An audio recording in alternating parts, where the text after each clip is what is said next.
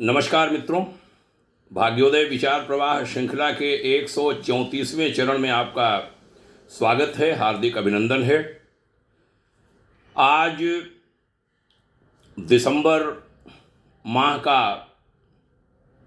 18वां दिन, 18 तारीख। आज विषय लेता हूं कि बीमारियां बहुत फैल रही हैं देश में। हॉस्पिटल दर हॉस्पिटल बनते चले जा रहे हैं। बीमारियां न जाने नई नई कितनी आई जा रही हैं। सरकारों की नीति, जनता की नीति, सबकी कुछ समझ में नहीं आती। हॉस्पिटल बढ़ाते जाओ, हॉस्पिटल बढ़ाते जाओ।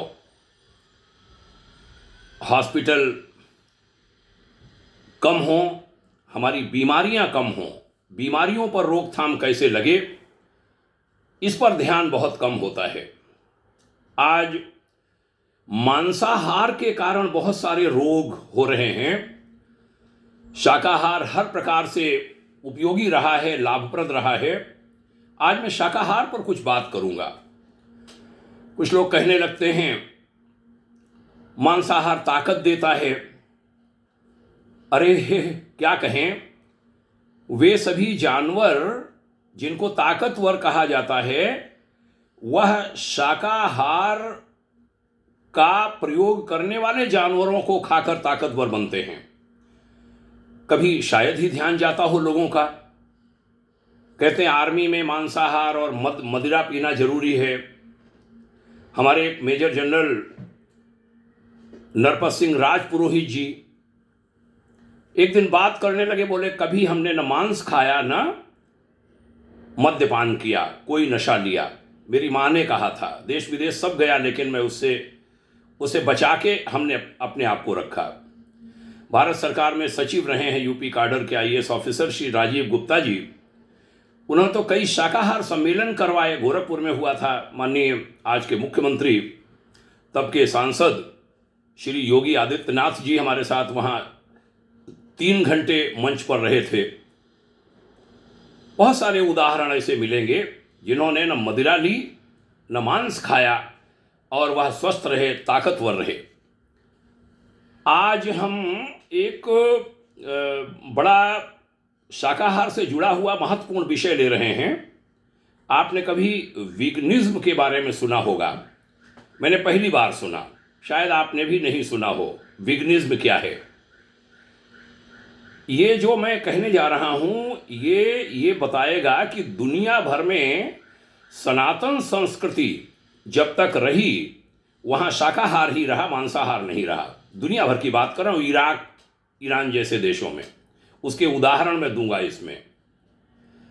तो सनातन संस्कृति आज एक बड़ी दुखद बात लगी। पूज्यवर शंकराचार्य स्वामी निश्चलानंद सरस्वती जी महाराज का एक पोस्ट पढ़ी फेसबुक पर। बड़ा दर्द उन्होंने कहा कि विदेशी शासन काल में हमारे पूर्वजों की समझदारी ने 80% बचाए रखा सनातन संस्कृति को। 20% खराब हुई। आज़ादी के बाद मतलबी सरकारों के पीरियड में 80% सनातन संस्कृति बर्बाद हुई। 20% बची है। 20% को बचाने के लिए बहुत लगना पड़ेगा। मैंने उनको लिखा। बहुत निराशा उस पोस्ट में थी। ये सनातन संस्कृति का महत्व लोगों को समझ में आए, उस पर बड़ी महत्वपूर्ण पोस्ट है। भारत में बहुत कम लोग वेगन के बारे में जानते हैं। वेगन या विगन ऐसे लोग हैं जो घोर शाकाहारी हैं। ये ऐसे लोग दुनिया में हैं, कई लाख। ऐसे शाकाहारी लोग जो दूध, दही, घी, शहद आदि ऐसे किसी भी पदार्थ का सेवन नहीं करते जो पशुओं या किन्हीं जीवों से प्राप्त होते हैं। वेगन वास्तव में वेजिटेरियन शब्द से बना है और इसका जन्म भारत में नहीं बल्कि पश्चिमी जगत में हुआ है। विगन्स लोग इतने कट्टर शाकाहारी हैं कि चिड़ियाघर तक नहीं देखने जाते, ऊंट, घोड़े आदि किसी भी पशु की सवारी तक नहीं करते। वास्तव में विगन शुद्ध शाकाहारी हैं, केवल अन्न और साग सब्जियों का आहार लेते हैं। विश्व में वेगन्स की संख्या बहुत ज़्यादा तो नहीं है, पर है लाखों की संख्या में विदेशों में। भारत में कम से कम हमें तो आज तक कोई विघन नहीं मिला। भारत सहित दुनिया के कई देशों में शाकाहारी करोड़ों में हैं जो दूध, दही, छाछ, शहद आदि का उपयोग अनाज और साग सब्जियों के साथ करते हैं। यह शाकाहार भी बहुत अच्छा है। शाकाहारियों में से बहुत सारे लोग प्याज, लहसुन, जिमीकंद, कटहल आदि नहीं खाते। हालांकि ये सभी शाकाहारी हैं। दाल रोटी खाने वाले बहुत स्वस्थ रहते हैं। हमारे देश का इतिहास शाकाहारियों से भरा पड़ा है। शाकाहार अच्छा है। संभव हो तो शाकाहार अपनाइए, मांसाहार छोड़िए। आगे कहना चाहूँगा, ताज़ा घटनाक्रम देखिए। इराक की राजधानी बगदाद से 800 किलोमीटर दूर एक गुफा है, उसका नाम है शनिदार गुफा। पुरातत्व विभाग को वहां दाल भात रोटी का 70,000 वर्ष पुराना जीवाश्म मिला है। ये साइंटिस्ट की बात कर रहा हूं, पोंगापंथी जिसको कह दिया जाता है वो नहीं। और अधिक खुदाई होने पर शाकाहार से संबंधित कुछ और तत्व भी मिले हैं जिन पर शोध यानी रिसर्च अनुसंधान जारी है। अनुमान लगाया जा रहा है कि इराक निवासी शाकाहारी थे और दाल भात रोटी खाते थे।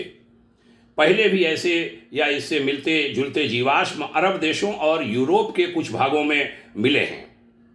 इन जीवाश्मों से भारतवर्ष की यह अवधारणा पुष्ट होती है कि प्राचीन आर्यावर्त ही नहीं, समूचा विश्व पहले शाकाहारी था। मांसाहार तब तक नहीं आया जब तक कि सर्वत्र सनातन संस्कृति ही व्याप्त रही।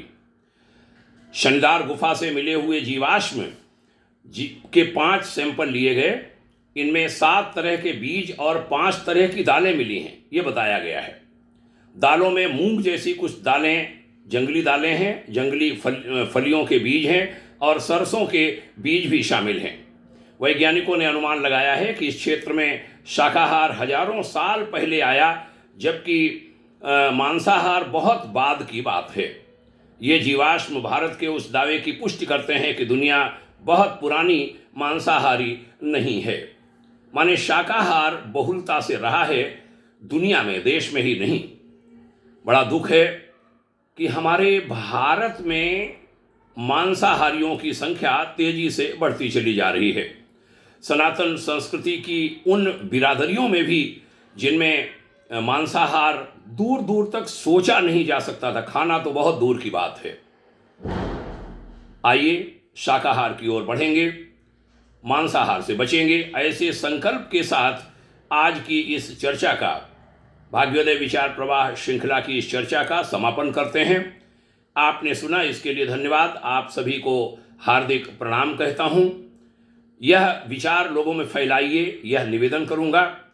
इसे उन्हें जरूर भेजिए, आपके सगे संबंधी, स्वजन, मित्र जो मांसाहार करते हैं और मांसाहार के गुण गाते हैं, उनको अवश्य भेजिएगा। बहुत धन्यवाद। जय हिंद, शुभकामना, पुनः प्रणाम। ओम शांति।